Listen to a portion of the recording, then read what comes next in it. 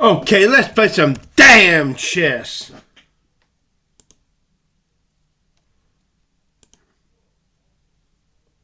Street whore. Come on, you flaming fucking slut from China. You goddamn son of a goddamn bitch, goddamn it. Suck my slut.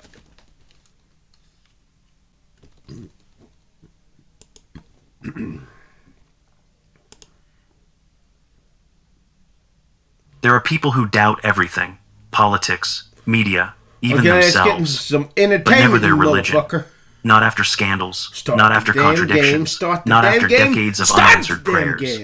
So the question isn't, is religion true? It's far more unsettling than that. Come on, you fucking Why do some people never leave?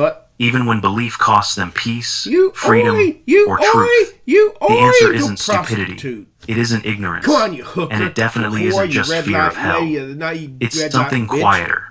Something psychological. Something that locks in place long before logic ever shows up.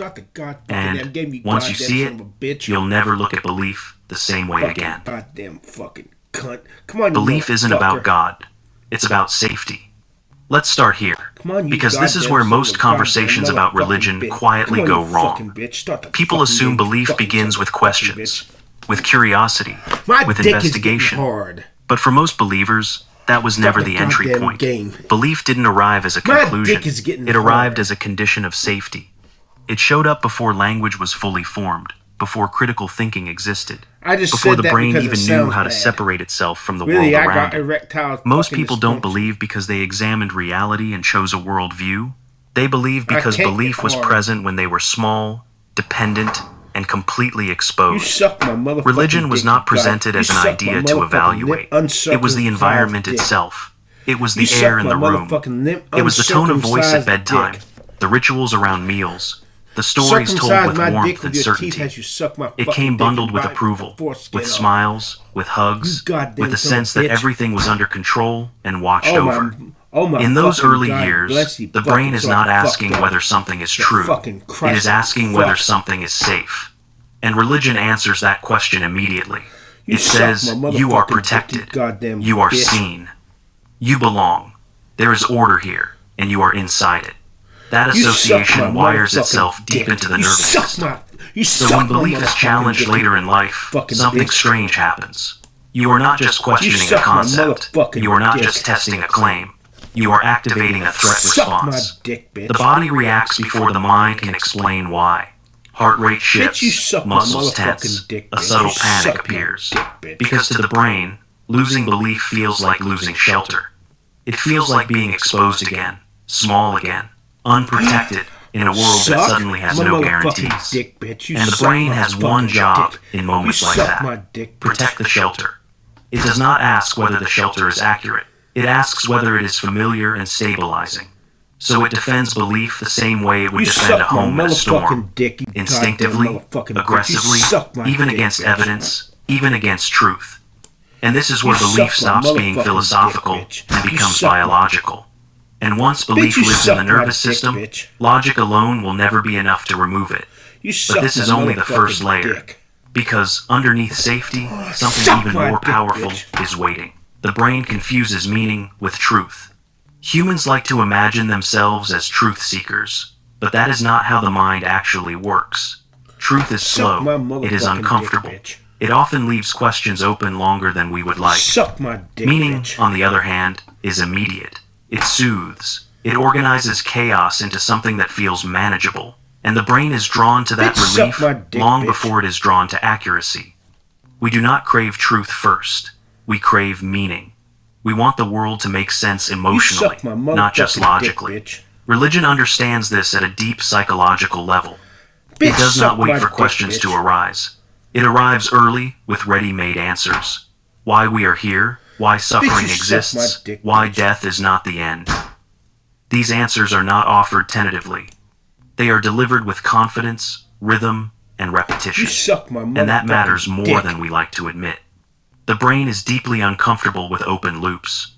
An unanswered question creates tension, like a song that never resolves its final note. That tension lingers in the body. religion removes it instantly. Not through evidence, but through certainty. It closes the loop. It says, this is the answer, and you can rest Bitch, you suck my and rest feels good, dick. relief feels good, safety and clarity feel good. Suck my dick, Here is the bitch. critical mistake the mind makes. It confuses the feeling of relief with the presence of truth. Because something feels calming, it feels correct. Because it reduces anxiety, it feels reliable. Over time, that emotional signal becomes the proof. The belief feels true because it stabilizes the inner world, not because it has been tested against reality. You suck my goddamn So when doubt dick, appears bitch. later, You it suck does my not feel like goddamn curiosity dick, bitch. or You suck my exploration. goddamn It feels dick. like a rupture, You suck my like the return goddamn of dick, chaos, bitch. You suck, like the floor suck becoming my unstable. dick, bitch. The mind reacts quickly and defensively. It says, go back. Do not open Bitch, that you suck door. my You know where motherfucker- this leads. Bitch, suck my Not because the fucking doubt dick. is dangerous, but because uncertainty is. Bitch, you And this is suck the my quiet dick, trap. bitch. Once meaning has replaced truth as the primary goal, Bitch, you questioning suck my becomes a threat fucking instead dick. of a tool. The belief is no longer there to explain Suck reality. my dick, It is bitch. there to regulate emotion. And beliefs that regulate emotion are protected far more fiercely Suck than beliefs my that simply motherfucking describe dick, the bitch, you world. fucking bitch. But this confusion between meaning and truth Suck is only my part dick, of the bitch. mechanism. Suck Because my once dick. belief starts shaping how you see yourself, walking away becomes even harder.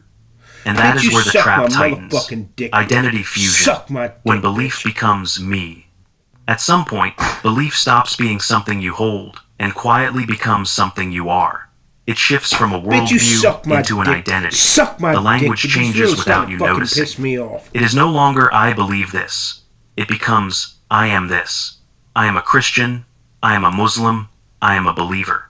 And once that shift Bitch, you happens, suck my the rules motherfucking completely dick, bitch. change. You suck my Because dick, now, bitch. the belief is no longer external.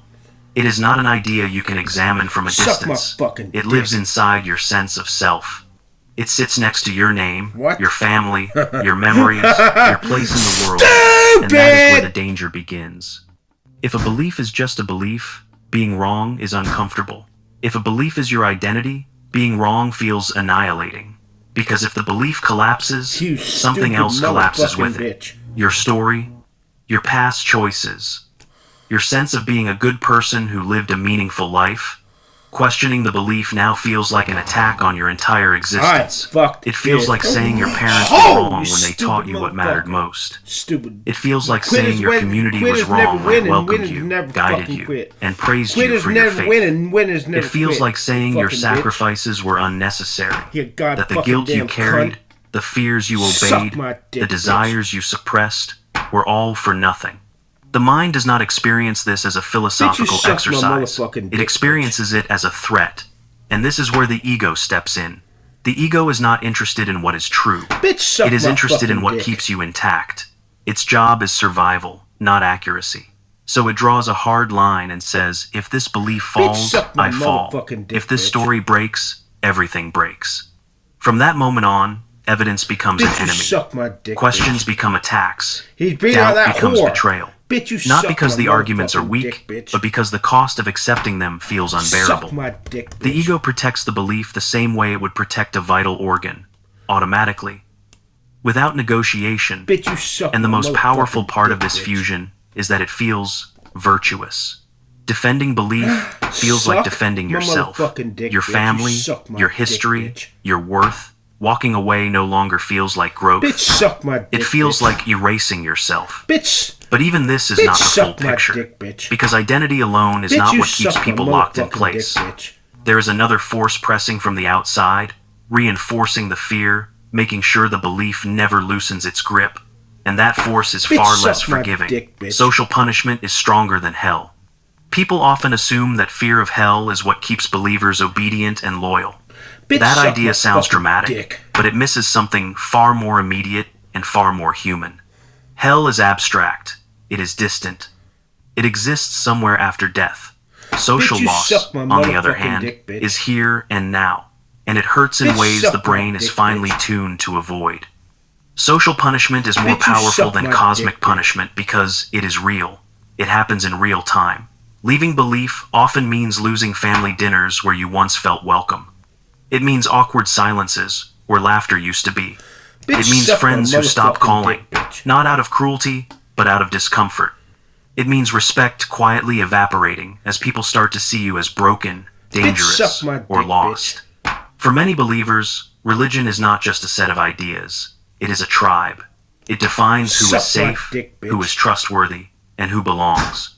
When you leave the belief, you do not just change your mind, you step outside the circle, and humans are not wired to handle that lightly. We evolved in small groups where exile was a death sentence. To be cast out meant no protection, no shared resources, no future. That ancient wiring is still active. The brain reacts to social rejection with the same alarm signals as physical pain. So when someone considers leaving belief, the question is not framed as what is true. It becomes something far more personal and frightening. Is truth worth being alone? For many people, the answer is no. Not because they are weak, not because they are dishonest, but because the cost feels unbearable. They stay not because they are fully convinced, but because leaving would dismantle their entire social world, their support system, their sense of place. And the cruel irony is that this pressure rarely has to be spoken out loud. A raised eyebrow, a disappointed tone, a warning about disappointing the family. That is enough. The message is clear. Believe or lose us. So, belief becomes a form of social survival, a membership fee paid in certainty. And as long as the tribe rewards belief and punishes doubt, walking away will always feel like stepping into isolation. But even social pressure is not the deepest hook, because beneath fear of rejection lies something even harder to confront. The fear that leaving belief would force you to face your own life without the story that gave it meaning. And that is where the resistance becomes almost absolute. Doubt threatens the story of a good life. Imagine reaching the later half of your life and having a single thought land with full weight. What if the moral compass that guided every major decision was built on something untrue? Not partially flawed, not misinterpreted, but fundamentally mistaken. Sit with that for a moment. This is not an abstract worry. It is a deeply personal reckoning. Think about what that would mean. The sacrifices you made in silence. The desires you suppressed because they were labeled wrong. The guilt you carried for thoughts you never acted on. The fear that shaped your choices, your relationships, your sense of what kind of person you were allowed to be. Now imagine realizing that much of it was optional. That the rules were not written into reality itself, but inherited and enforced. That realization is not just uncomfortable, it is devastating. It threatens the coherence of your entire life story, because we all need to believe that our suffering meant something, that our restraint was noble, that our sacrifices were necessary. Without that meaning, the past begins to feel like a loss instead of a virtue. So, the mind does something very clever, something quiet and protective. It reframes the belief without abandoning it. It says, even if it is not literally true, it is still good. It still teaches morality. It still gives people structure. It still kept me on the right path. In that moment, belief shifts categories. It is no longer judged by accuracy. It is judged by usefulness. This is a crucial psychological move. Truth becomes secondary to emotional stability. The belief is allowed to remain not because it describes reality correctly, but because removing it would destabilize the story of a good life. And once belief is justified by its utility, it becomes almost impossible to touch. Any challenge can be dismissed with the same defense. It works. It helped me. It made me who I am. Here is the paradox. The belief no longer needs to be true to survive. It only needs to be comforting. And when comfort becomes the standard, questioning feels not just unnecessary, but cruel. Why disturb something that seems to have held everything together? But this creates a quiet tension that never fully goes away. Because deep down, usefulness is not the same as truth, and the mind knows it. Which is why doubt does not disappear. It waits. And when it returns, it does not ask gentle questions. It asks whether a life built on comfort can ever fully feel honest. Religion trains you to distrust your own thinking. Many belief systems share a quiet but powerful lesson that is taught long before it is ever stated directly. Your mind is flawed. Your instincts are unreliable. Your doubts are dangerous. Questioning is not curiosity. It is temptation. And once this lesson is absorbed, it changes how a person relates to their own thoughts. When critical ideas begin to surface, they are not examined with openness. They are shut down almost automatically, not because they have been proven wrong, but because they feel forbidden. The emotional response comes first, a flicker of guilt, a sense of unease, a warning signal that says, this line of thinking is unsafe, and that signal is enough. Over time, this creates internal censorship. You no longer need an external authority to tell you what not to think. You learn to interrupt yourself. You redirect your attention. You replace questions with rehearsed answers. The belief system does not need to argue its case because the argument never fully begins.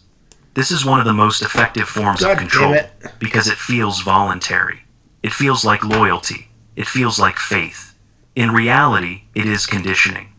The mind learns to distrust its own capacity to reason and to elevate obedience above understanding. Thinking becomes something that must stay within approved boundaries, and the system becomes incredibly stable. A belief defended from the outside can still be challenged. A belief defended from the inside becomes self-sustaining. You do not need a preacher standing over you. You become the preacher. You become the guard. You enforce the rules quietly, even in private, even when no one is watching. This is why arguments rarely work. Facts bounce off. Logic slides away. You suck my fucking dick. Threat is not the information itself, but the act of allowing oneself to think freely. Because free thinking has been framed as a moral failure rather than an intellectual one. But something still slips through. Doubt does not disappear completely. It cannot. It shows up in moments of silence, in private thoughts, in questions that arise uninvited. And when it does, it creates tension between what you are allowed to think and what you actually feel. That tension is dangerous to the system, because it reminds the mind of something it was taught to forget, that thinking is not a sin, and that fear is not the same as truth. Doubt never disappears. It just goes quiet. Here is the truth, almost no one says out loud. Most lifelong believers do experience doubt, not once, not briefly, but repeatedly, over years. The difference is not the absence of doubt. It is what they do the moment it appears. They rarely let it finish a sentence. The thought begins to form, and something moves quickly to interrupt it. A prayer is spoken. A familiar verse is repeated. A ritual is performed. The mind returns to rhythm and certainty before the question can sharpen. Doubt is not debated. It is drowned out. This is not accidental. Silence is dangerous to a belief system built on certainty. Silence creates space. Space invites reflection. And reflection can lead somewhere that cannot be undone. Once a question is fully formed and honestly examined, it changes the internal landscape. The system knows this, even if the person does not consciously articulate it. So belief becomes maintenance rather than discovery. It is about upkeep, not exploration. Repetition replaces inquiry. Comfort becomes the goal instead of understanding. Stability is valued more than truth.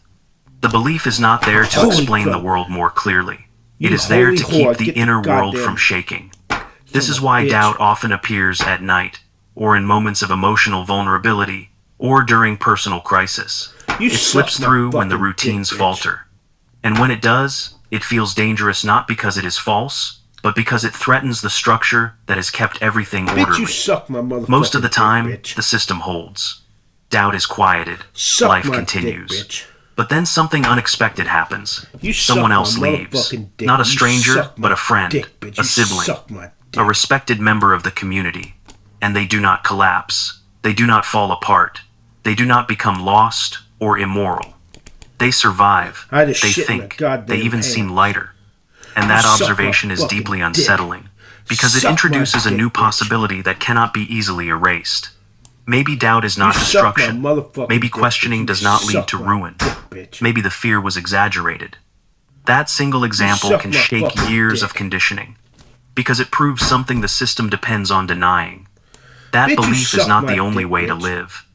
And once that realization enters the mind, doubt does not need to shout anymore. It just waits. The real reason people stay forever. So, why do people stay religious forever?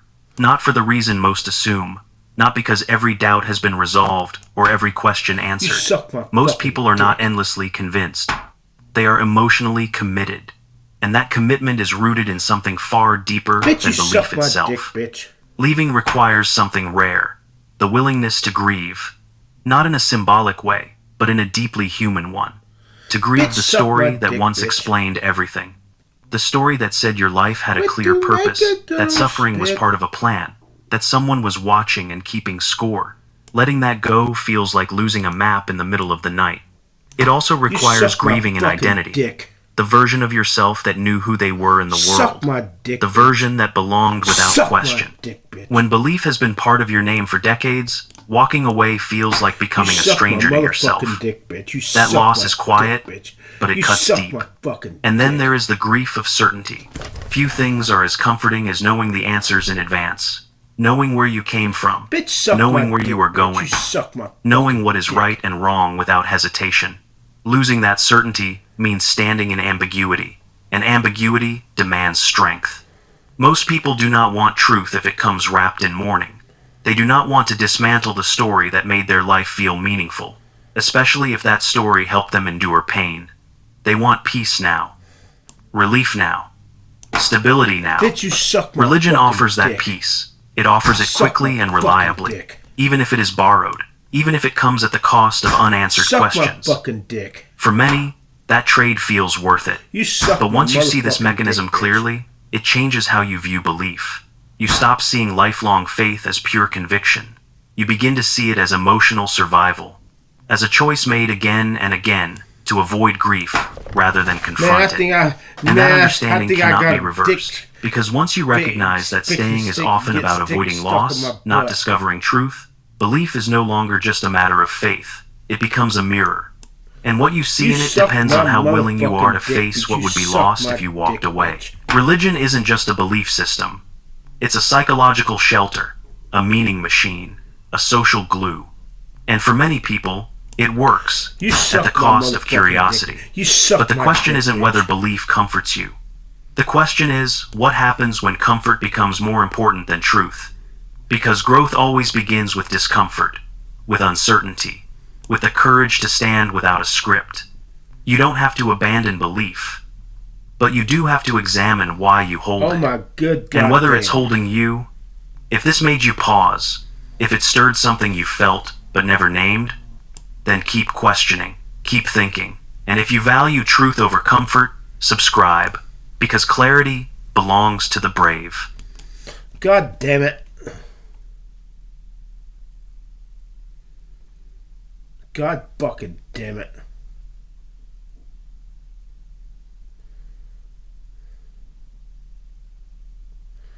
Jesus fucking goddamn cunt fucking Christ.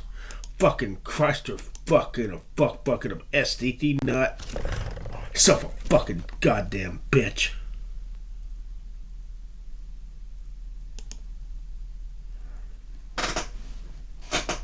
Suck my goddamn motherfucking dick. Holy Ghost, God fucking damn, holy goddamn fucking, holy fucking cunt, God fucking, holy fucking cunt. Holy Ghost. God fucking goddamn cunt. A fucking goddamn Christ or fucking a fuck bucket of goddamn nut. Do you believe that absolute chaos can be measured, limited, and predicted? For most. Now fuck him and move that goddamn pony, son of a bitch. Move that goddamn fucking pony. Randomness is unpredictable, but for Pafnuty Chebyshev, randomness was just another variable waiting to be tamed. While the world looked at mathematics only as calculation, he looked at prime numbers and probability and saw universal laws where others saw disorder. He was the man who proved that with enough data, uncertainty almost disappears. Today, we will explore the mind of the father of modern Russian mathematics, the man who prepared the groundwork for the law of large numbers and whose polynomials are now essential to computational physics. Bitch, suck my Forget the dick. machines. Today, we will delve into the sheer elegance Suck of my Chebyshev's numbers. The greatest mathematicians of all Suck my time. fucking dick. Episode 30. Pafnuty Chebyshev. Suck my fucking dick. Pafnuty Chebyshev was born on May 16, 1821, and died on December 8, 1994, in St. Petersburg, Russia.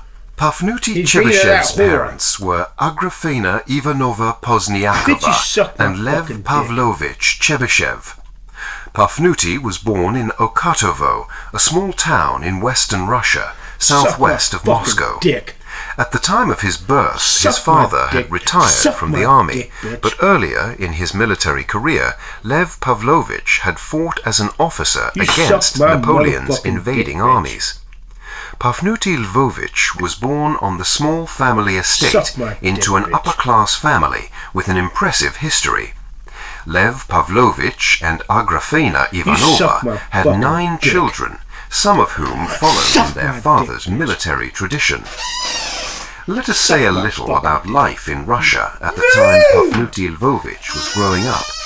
There was a great deal of national pride in the country following the Russian defeat of Napoleon, and their victory led to Russia being viewed by other European countries with a mixture of fear and respect. On the one hand, there was those in the country who viewed Russia as superior to other countries and argued that it should isolate itself from them. On the other hand, educated young Russians who had served in the army had seen Europe, learned to read and speak French and German, knew something of European culture, literature and science, and they argued for a westernization of the country. You suck my fucking dick. Pafnuty Lvovich's early education was at home, where both his mother and his cousin, Avdotya Quintilianova Sukharova, were his teachers.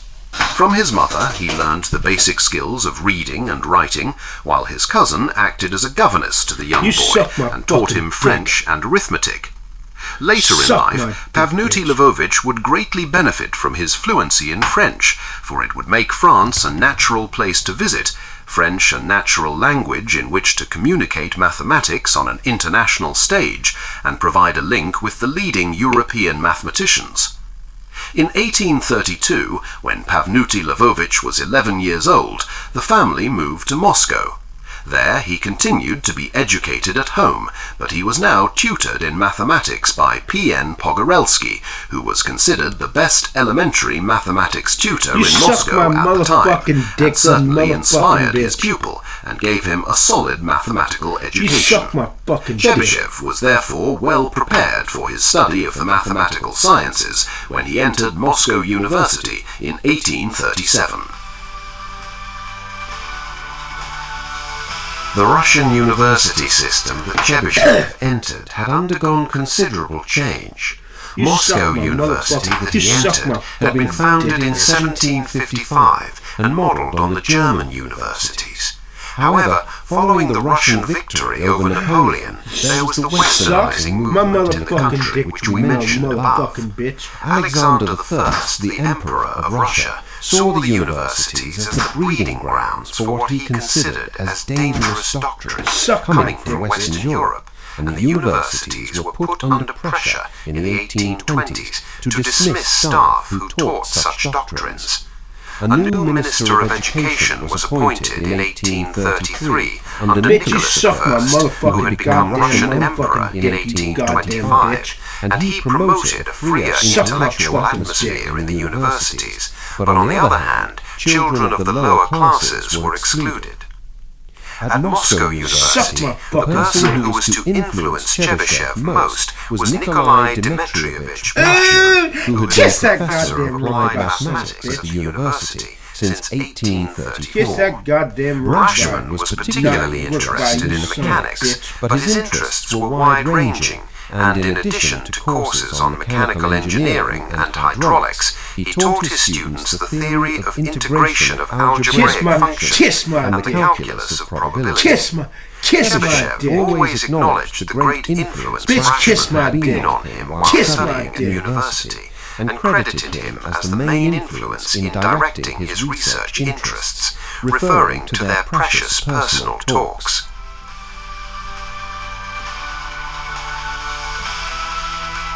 The Department of Physics and Mathematics, in which Chebyshev studied, announced a prize competition for the year 1840-41.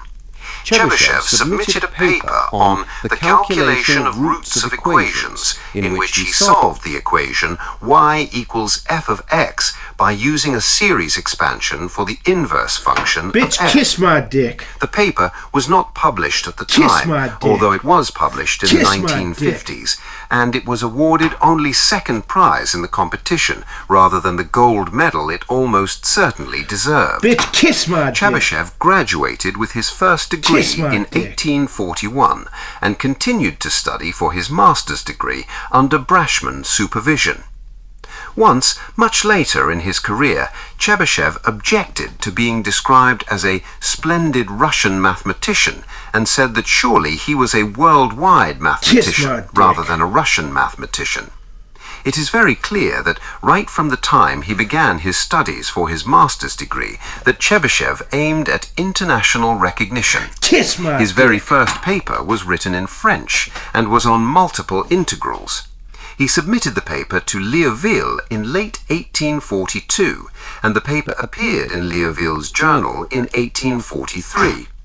It contains a formula which is stated without proof, and the following paper, in the first part of volume 8 of the journal, contains a proof of the formula given by Catalan. Kiss my dick. In 12, the authors suggest that Chebyshev may have visited Paris in 1842, accompanying the Russian geographer Tcherbachev, who certainly met Catalan, who assisted Liouville in producing his journal in December of that year. There is no conclusive evidence, but it must be highly likely that if Chebyshev did not personally visit Paris in 1842, then he sent his paper to Liouville via Tcherbachev. Chebyshev continued to aim at international recognition with his second paper, written again in French, appearing in 1844, published by Krell in his journal. This paper was on the convergence of Taylor series. In the summer of 1846, Chebyshev was examined on his master's thesis, and in the same year published a paper based on that thesis, again in Krell's journal. The thesis was on the theory of probability, and in it he developed the main results of the theory in a rigorous but elementary way. In particular, the paper he published from his thesis examined Poisson's weak law of large numbers. A fucking Christ and a bucket of nut. During 1843, Chebyshev produced a first draft of a thesis which he intended to submit to obtain his right to lecture once he found a suitable position.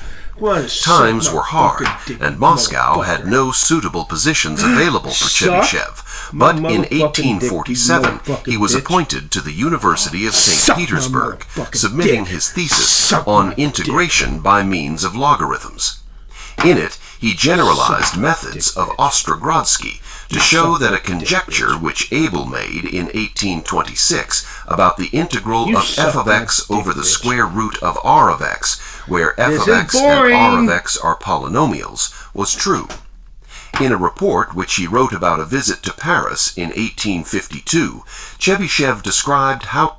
Bitch, suck my dick, bitch.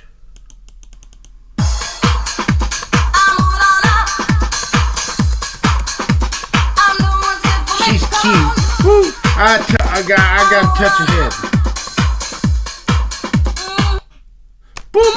I touched her head.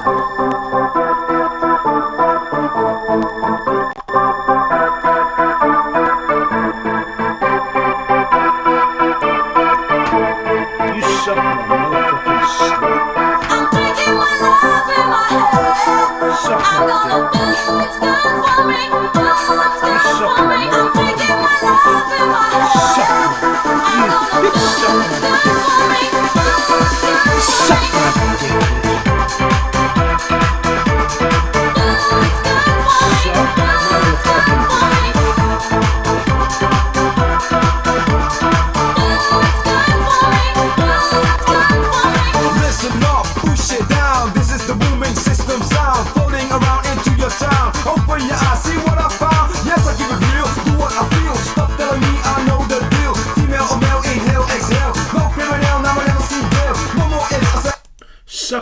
dick, bitch. You suck my motherfucking dick, you motherfucker. You suck my dick, bitch. You suck my motherfucking dick, bitch. Bitch, you suck my dick, bitch. You suck my motherfucking dick, bitch. You suck my dick, bitch.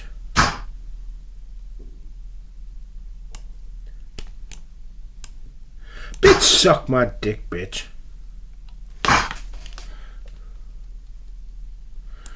You goddamn motherfucker, suck my fucking dick.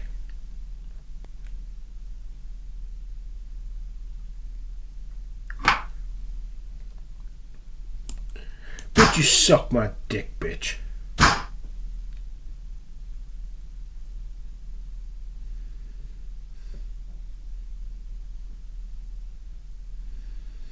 God damn it.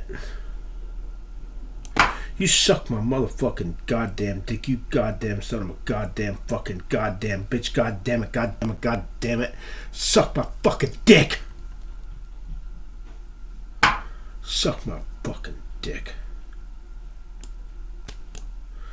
Bitch, you suck my motherfucking dick, you goddamn bitch. You suck my dick, bitch. You suck my motherfucking... You suck my dick, bitch.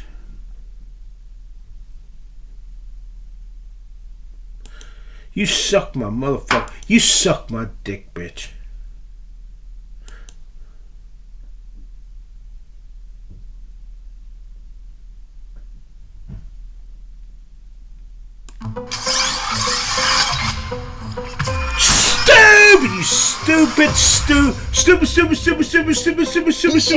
Stupid machine.com. Help Myth Vision grow, guys. Become a Patreon member. You guys will get early access to all of my videos when I'm done editing. Also, it's a small community where you guys can ask me your questions and talk to me in private. You guys can donate also through PayPal.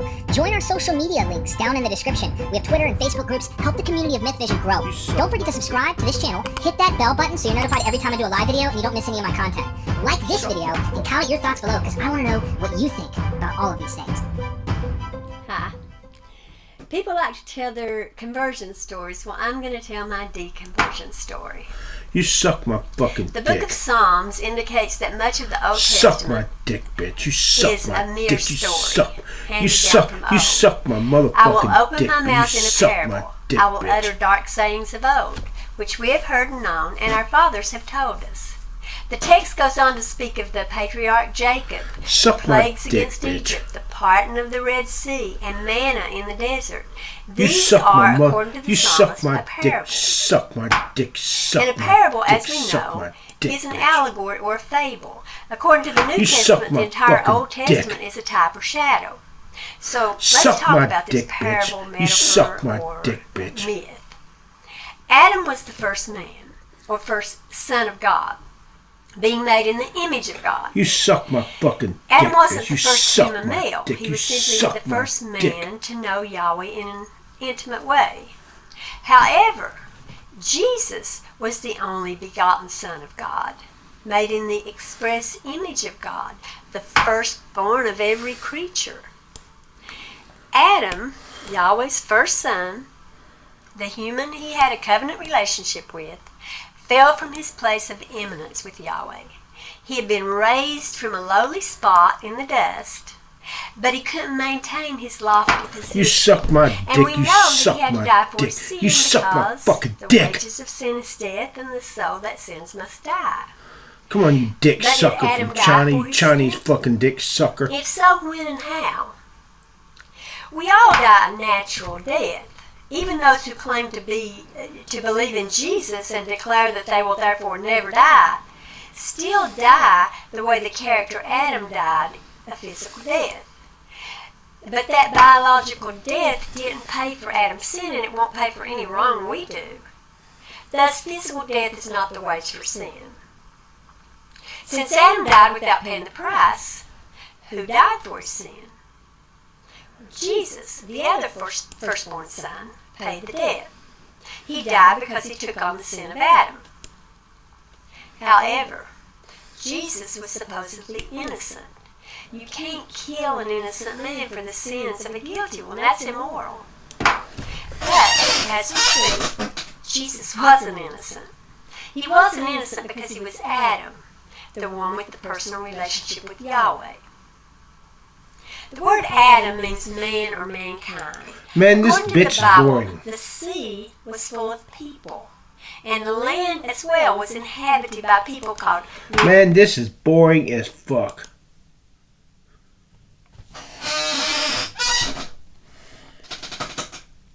Critical thinking skills are one of the reasons I personally found myself outside of the Christian faith. If I held on to any emotional attachment, I'd probably still be a Christian. But the critical thinking skills that are required to find flaws in the Bible, or maybe draw critical conclusions on one's own faith, that's what you're going to witness today with Jen Fishburne. Make sure you guys go check out her YouTube channel. You can find her on Facebook as well. All that's down in the description.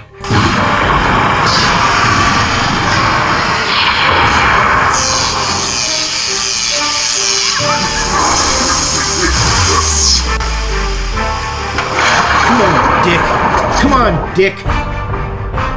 Come on, dickhole.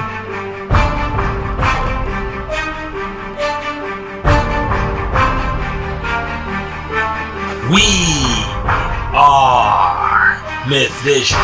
Welcome back to Myth Vision Podcast. Your host, Eric Lambert. Ladies and gentlemen, come on, dickhole. I've told you guys before that I was part of this group that was called Full Preterism. Did you suck my You probably go, what the heck is that? What does that even mean? Well, let's just put it this way. I was a Christian doing everything in my power to remain a Christian, and I was so serious about this that I took every word of God's word, the Bible, and tried to understand what it really meant so that it could be valuable to me in my own walk and experience in this world as a Christian. Today, you're going to meet someone that not only I know in person and have met, but I've been discussing things with her on all of these issues for many years, and I'm going to go ahead and introduce her to you. We have Jen Fishburne. Welcome to Myth Vision Podcast, Jen. Thank you, Derek. Good to see you again. You too. People don't realize we sat down and ate pizza with Michael Miano and I think it was his girlfriend at the time. Yes. And then we've also went and had lunch one day together, and we were talking about Genesis, and we were just in love with the Bible and trying to understand what's going on here. But I want us to back up. Today's not about you and me, even though we can talk about that. Today's about you, Jen. You had a video, quite a few videos, I'm sure, that have gained attention lately, but you've exited Christianity. And of course, I'm very outspoken as someone who's no longer a Christian. That, like, hearing that come from your mouth, that's powerful. So let's back up and let's talk about the good old days when faith worked and what happened, and we'll go from there. So tell us a little bit about who you are, even though I know some about you, and then we'll go from there. Okay, you want to know who I am today? You want to know what? No, just your upbringing. We'll go through like an airplane flyby on your background and upbringing, and then what, like, denominations and things you might have gone through, and then your last stand. We'll delve into like the last stand within Christianity, and then suck my fucking dick. All right. Well, the big picture. I grew up in a Christian home. My dad was a pastor for a little while. Got his doctorate in theology, and then I ended up going to a Christian school in high school. I was on the Bible quiz team. I memorized thousands of verses in the Bible. So basically, my whole life revolved around Christianity, the whole lifestyle thing, and going to church as often as the doors were open, right? So left that for a little while when I graduated from high school and left home. And then, came back to it. Not to, all those Bible verses are just in my mind, right? Going over and over and over. Came back to it, and I've had a lot of experiences in my life. So I've moved about 45 times. And so in all of those moves, I've met a lot of people. I've been to dozens and dozens of churches. And so I determined that I wanted to use those experiences to understand as much as I could about different aspects of the Bible. So I did study it. I didn't want to just stay in my lane and stay in my little box. I did study it from as many different perspectives as possible within non-denominational Christianity, basically. So along that route then, and I have an in-depth story about this, on my channel, but along that route, I started to really think that I was not understanding the Bible correctly. And so I actively sought, how can I understand the Bible better? And so in my journey, I had two people that were a huge influence in my life. One was Kay Arthur, and she taught me how to study the Bible deductively. So that's basically where you use logic. And the second one was a theological professor at Dallas Theological Seminary who became my private tutor. And so he tutored me in basically everything I would learn at a seminary, but privately. And so he taught me also logic and grammar and how to read Hebrew and Greek and hermeneutics. And so those were my two really big factors that kind of changed my understanding, and then I went from there. So are you wanting to know? Well, no, this is good, and so this is a good part to say. Now you have some tools. So you weren't just a Christian who was told by a pastor. At this point, you're wanting to deepen your faith and really understand, something that's impacting your life so important. Like the way that with me, Christianity was everything to me. Like it was the most important thing. Now my relapses, of course, with addiction, which is a whole nother discussion, I couldn't understand how I cherished and loved God so much and His Word when I was clean, but then I'd relapse, right? Well, with you, in your situation, I wanted to ask is the various denominations, I'm sure by now you've seen so many different flavors. Yes. You had to go, hold on, someone's wrong, or they're all wrong, or someone's right. So now the curiosity, killed the cat, so to speak, and it's time to investigate. You're taking it serious. You have your weapons now. I know how to go and do the study on my own. I have a good understanding now. And is this when preterism enters the scene, or a little after this? So everybody has their first. The first step is the hardest for everybody, and no matter what the subject is, right? So everybody has the first thing that they kind of deconstruct from in Christianity that kind of leads them down that journey. And for everyone, it's a little bit different. So mine was actually not preterism. Mine was before preterism, and that was the law of Moses. So at the time, I was in a kind of a Reformed Baptist church. It was not a denomination, but basically it was Reformed Baptist. And they only taught on the Old Testament. We didn't teach on the New Testament at all. So it was very, very steeped in the law of Moses. And at the same time, separately, like at night, we were in the Messianic Judaic movement. So, of course, they're only teaching on the law of Moses as well.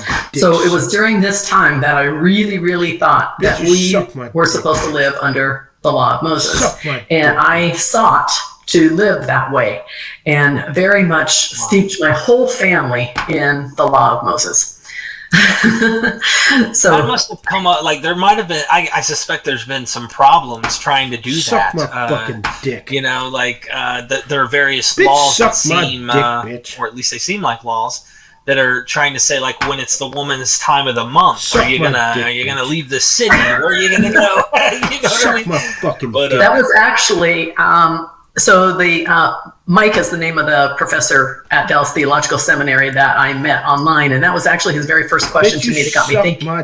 And I thought, okay, well, I'm not doing that one. How many other commands am I breaking, right? And that really confused me. But my whole life I've been a truth seeker. Yeah. And truth is paramount to me. So it's more important than my presuppositions. It's more important than my biases. It's more important than what somebody else is teaching to me. So it's like, okay, well, if I am not going out in the backyard during my period, and my then husband refuses to not shave the corners of his beard, right? And he refused to wear robes, and he really didn't like it when I suggested we should be sacrificing chickens in the backyard. So, I had to really stop and think. I wasn't tithing my spices. Well, there was no place to tithe my spices, and my pastor didn't want my tithe of spices, So that's really what got me thinking. So that was, for me, the first step. And so it was, I had to step out of my presuppositions long enough to say, am I out of my confirmation biases here? And you can see these two posters behind me. One of them is on confirmation biases. So we all have a lot of confirmation biases, right? Especially Christians. Most Christians have a ton of them. And I had to be willing to step out of that box long enough to actually consider. And so that was when he said that he would do a Bible study with me, and on the law of Moses. And from the very beginning, I knew in my heart that he was correct, that we were not under the law of Moses. But because I had to understand it for myself, I really, really, really had to do the study. So for 90 days, I studied 8 to 12 hours a day on just the law of Moses for 90 days solid. I couldn't get enough of it. I ate, slept, and drank the law of Moses. Now, had he taught, well, first question I'd like to ask, because you learned some Greek and Hebrew, just like basics, I suspect, just to know how to get around with it, right? How far did he take you in learning it, the language, when you actually went to go study the Hebrew Bible? Because I suspect that helps play a role when you're looking into the Pentateuch and whatnot. Like, was it just basic level, like a basic level of understanding? Yeah, he taught me basically how to use interlinears and BibleCode.org and go and be able to read that, and how to look at what was more important, the biblical definition, like by Strong's Concordance, or the usage that they were using in contemporary usage of that day. And so, of course, Strong's Concordance is very, very presuppositional. It just says the definition there is just whatever Strong's wanted it to be. Right. And sometimes it was completely made up. And then, but there were other definitions, if you look farther on down, where it's told what they actually use that word for in contemporary usage. And that's where I learned to go.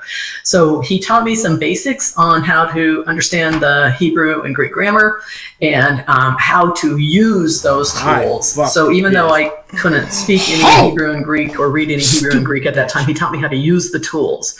So then when I went to the University of Jerusalem and studied Hebrew, then I was already kind of a step ahead because I knew how to use the tools. And then, I learned quite a bit of Hebrew, and so that just made it come to life for me.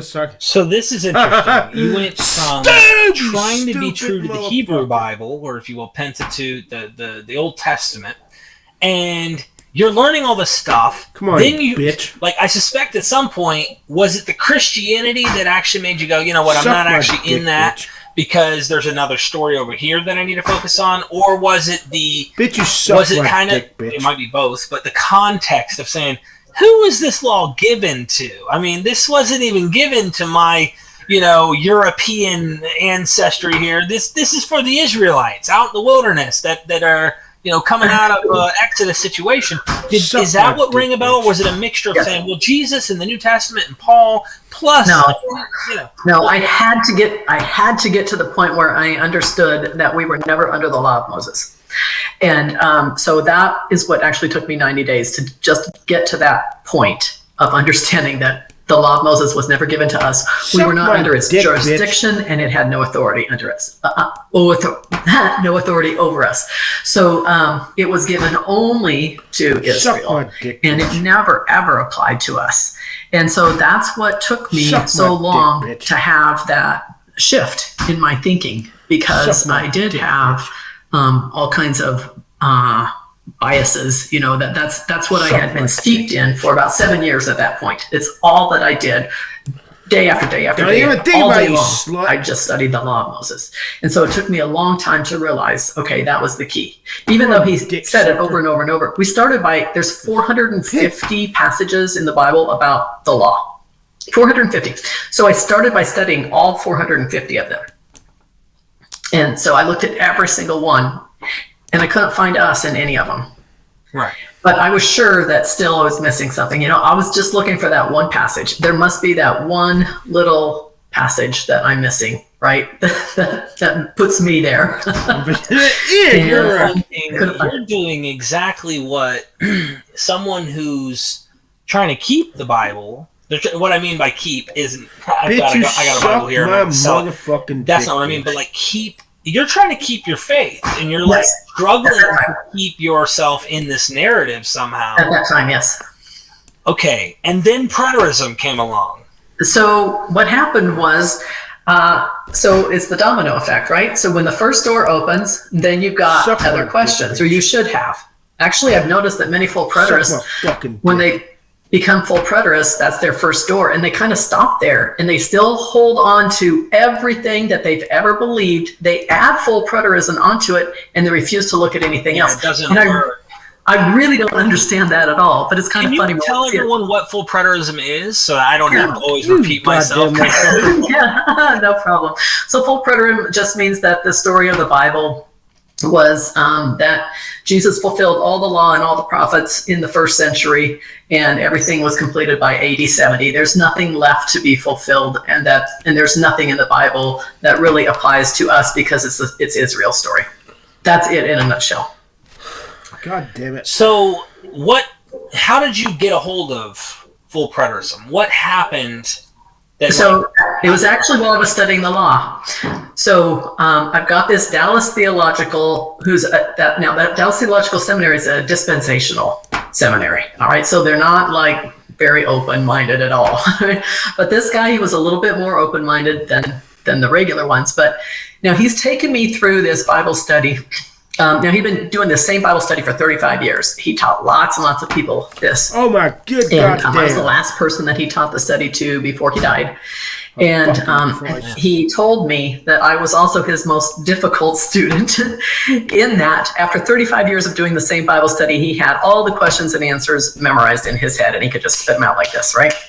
But I asked a whole bunch of questions that he couldn't answer. And he said, nobody's ever asked me these questions before. So one of them was in Matthew 5:17 and 18. It says that Jesus came to fulfill the law and the prophets.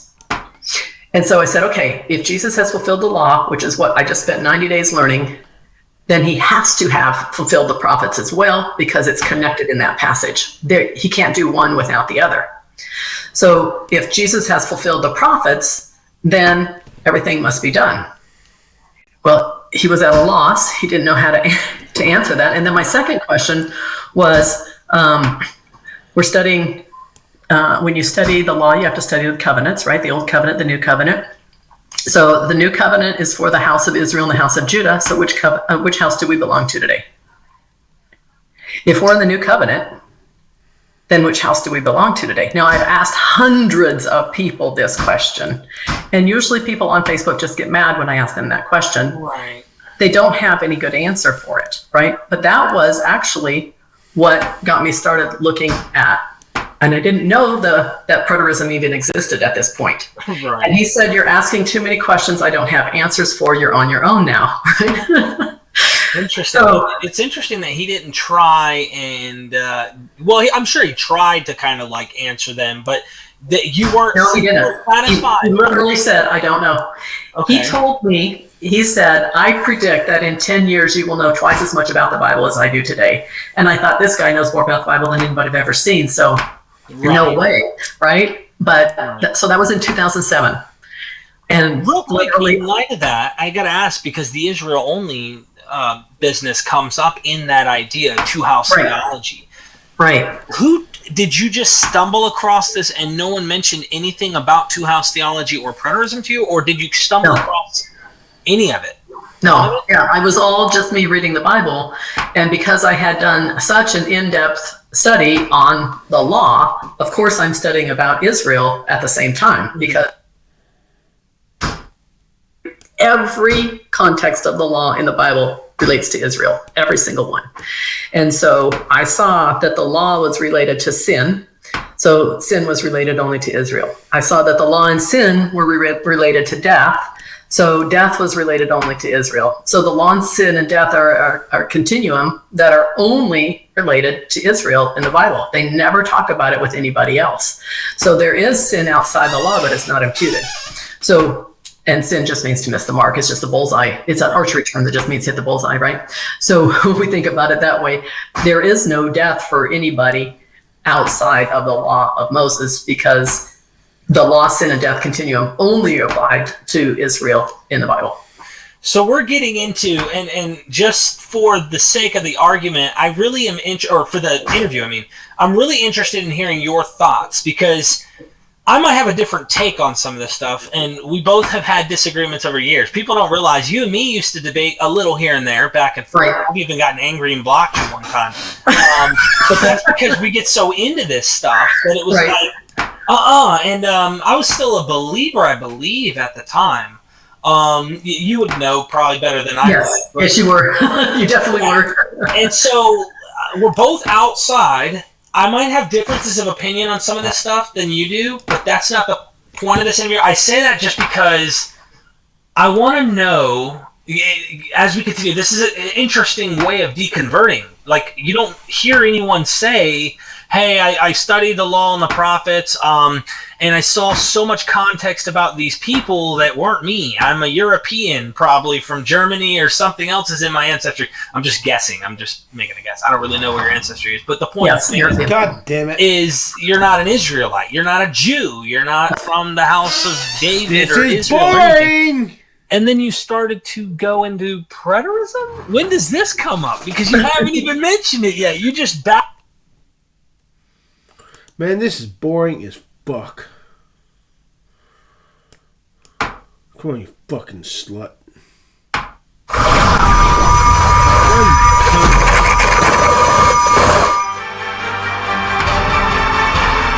on, you cunt.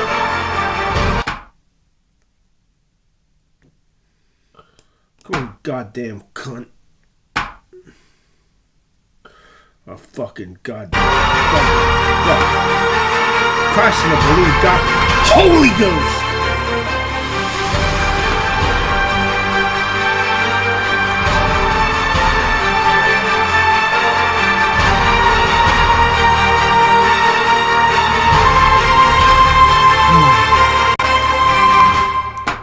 We bitch are Myth Vision. Welcome back to Myth Vision Podcast. I'm your host, Derek Lambert. I am an ex-Christian fundamentalist, and my path coming out of Christianity is a long one. I had a lot of good times, but there's also some bad times and memories. Guilt, shame, remorse, lots of things that it's hard to describe unless you've been there. And today I have someone special joining me. Dee the Humanist is actually joining me, and you guys need to go down in the description, check her out, look at her YouTube, subscribe. Really help support the community, because she has an interesting story that's kind of like what my story was. Everyone looks at these crazy cults and they're like, yeah, the Jehovah's Witnesses, they're crazy. Look at this cult, the Mormons, or the Scientologists with Tom Cruise. But little do people pay attention to the basic forms of Christianity and the mental prison that often can be an experience we go through. So, with that being said, Dee, tell us a little bit about you, what your background is in Christianity and things like that, and then we'll go from there. Sure. So I'm Dee, like Derek said. It's great to be here. And a little bit about my background. I grew up in Arkansas, and I started out going to church, I think when I was like 7 years old, but it wasn't really anything that I loved doing or was like really committed to. It wasn't until my teen years that I really started to feel like my faith was kind of like becoming my own. So I think around 15 or so, I kind of became what I call a born-again Christian. I grew up in evangelical Christianity. I don't know if my denomination had a specific name, so we just said non-denominational, but it's definitely not like the charismatic type of yeah, it's just, we just said non-denominational. I think it was pretty similar to Baptist, although we didn't subscribe to some of the same things that Baptist subscribed to when I was a teenager, when I first became what I call a born-again Christian. And so I grew up in my teen years being a Christian, and I became a little bit more, I guess I would say, extreme in my beliefs. And I went off to college, and that's kind of where my most serious years were as a Christian. I was really interested in being involved in like mission trips and sharing the gospel with people on campus. I was involved in this organization at my college called BCM, which is Baptist Collegiate Ministries. It was the largest organization on our campus, actually. And yeah, I just got really involved there and became a mentor to younger students at that organization. I was on our college worship team, so I would at one point I was like singing and being in our like freshman band, but then I moved to actually creating like the structure for our college worship nights. And then I moved on to, we would call them family groups. And so they would pair a guy and a girl together, and we'd kind of be the parents of this new incoming group of freshmen, and we would teach them different things about the Bible, different topics. And then they kind of like became our family, and we would have these events where we would have them over to our apartments. And I'm surprised you were so faithful during college. I mean, I'm not surprised. If you took it seriously, then yes, I see exactly why you did what you did. Because in high school, I would carry my little King James version of the Bible that I had all these highlighted marks in to lunch, and they like literally people would say, "Bro, why don't you wait till you're older? Like, wait till you get old and then get into religion and get like deep in that. Enjoy your life while you're young." And I'm like, we don't have tomorrow, you know. I'm like Bible minded, and like I've got the Bible and I'm reading it all the time. So I just say that as a joke because I know like I probably like have so many years that I could have just been a young man and enjoyed life or whatever, rather than reading the Bible. But it is what it is. But yeah, for sure. And I mean, were you saying that you took it more seriously in high school than in college? Well, yeah, I took it serious in high school. Then I partied and did my thing, and then I came back. So it's a little different for me, probably. But you went through. Yeah. So you were partying and then you got serious, or no? Actually, I was just saying like I was serious at first, and then I flipped and went, I guess, partying mode like after I left Christianity. But yeah, no, I was very serious about it. So my background, like growing up, like my childhood and my teen years, I went through a lot of traumatic things. Like I was moving from family to family, so I wasn't like I didn't have like it was very tumultuous. So when I was introduced to this one family, they were very, very religious, and they were from up north. So I don't know if they had like Mennonite background or anything like that. But I remember when they came into my life, that's kind of when I got serious, because they kind of pushed me to, if I was going to be involved in the family, then I kind of needed to take the faith seriously. It's very strange. I could definitely go into more detail about that, but that's what happened when I was around 15 or 16, is I was in this place with this family who, they were the youth pastors of my church at the time, and they kind of pushed me in the direction of becoming more serious about my faith. And I think after all of that, eventually I kind of broke down and I just accepted it. And then from there on, it kind of became my own thing where I wanted to continue learning for myself. And like, so I think because of their influence, that's what made me go the more strict route. I don't want to say strict, because I know there's definitely more fundamentalist type routes than what I took, but it definitely before that time, I think I would have identified as Christian, but it was like, I go to the church, I believe in the Bible, and I believe in God, and that was kind of pretty much it. Like that was the end of it for me. But I became more strict after them being in my life, and then went through more tumultuous things, and all of those tumultuous things led me to like be like even stronger in my faith, just because I didn't really have like family background, so like I like tied myself to God. Like that was kind of why it was such a big deal to me, because I really didn't have anything else Yeah. And so it pushed me in that direction, and I believed it. It was a father that you didn't have. It was a mother, it was a father, it was a family, and when you praise and you put your hands up and you're going, please God, you're like saying, Daddy, pick me up, really, is what you're doing. But it's really interesting to hear you say that. Let me ask you this. So you're really, really serious, and I want to dig into how serious, just for a moment. And I'm talking college years. So you're like reading your Bible, not like I read a verse with the pastor on a Sunday. You're like in John chapter 5, like you're really like digging in to try and find out from the Christian worldview. There's limitations on what you're able to see. You're reading this stuff, and how long would you say you were really serious about it? And then I kind of want to get into the drama and say, like, it's not one thing, I'm sure. There's probably many things, but like, what happened? You know what I'm saying? Something happened. So tell us how serious you were a little bit. I'm interested. Tease us a little, and then yeah. I was pretty serious. I think I got serious, very serious about my faith my freshman year of college, probably about midway through. I just got around a lot of people that I also saw were serious about their faith, and I wanted to be like, not that I needed social approval, but it was like I felt like they were on a good path, and I kind of wanted to be on that path too.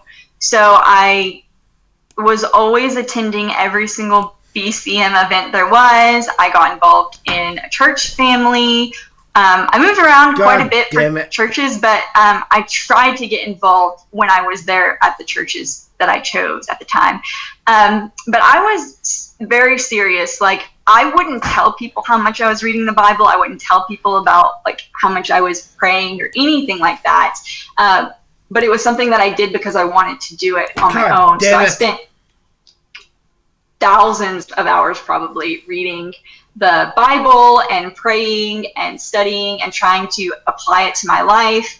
Anybody who knew me in college knew that I would start off conversations, or at some point in a conversation with me, I would ask, what is God doing in your life? How's God working in your life? Totally happened every single conversation. I actually remember when I was out of Christianity, I had some friends that I just didn't know how to talk to, because I knew if I didn't say this, they would know something was up, right? Because they would be like, Deborah's always talking about God and her faith and my faith, so I'm very confused. Wow. So like, I had a really hard time like talking to people after I left Christianity, because I wanted to like keep it under wraps that I wasn't a Christian anymore, but it was so hard because my behavior would be able to be a dead giveaway. Wow. I guess asking you now, it'll be a good point to just ask you, like, do you cringe at the idea of how we probably looked when we, like... Oh, absolutely. I went back, actually, and apologized to several people for some of the things that I said, or, like, the way I behaved around them. They didn't care, but I did. Right. Because I just thought it was just so cringy, and I just couldn't believe, like, I behaved in some of the ways that I did. But, oh, yeah, I look back. I have Facebook posts that pop up, like, 7 years ago you said this, and I was like, I've got the memories. Go somewhere with those memories. Yeah, no, I like using them as like a badge to say, look at where I came from. Yeah. I'm thinking bigger. I'm not thinking the way I once thought, and I like to keep moving. So now that you've teased us with like how dedicated and serious you were of a Christian, this might get emotional. I don't know your story really, but like, what happened? Something had to start to give way. Yeah. Well, going back to how I was very serious about my faith, I spent a Thanksgiving, I think my junior year of college, by myself on campus. Everybody else left. And I did this Bible study just by myself, spending time with God for a week. And during that time, I felt like God was telling me, like, to not be scared of, like, living life, and to, like, not be scared of serving him and whatever he calls me to do. And I got this thought in my mind that I needed to go to Australia. I have no idea where it came from, but it was like, Lord, what do you want me to do? And going to Australia for me would be very scary because I had never, at the time, I had never left the United States. I didn't want to go overseas anywhere. I kind of was like, I'm in the U.S. It's the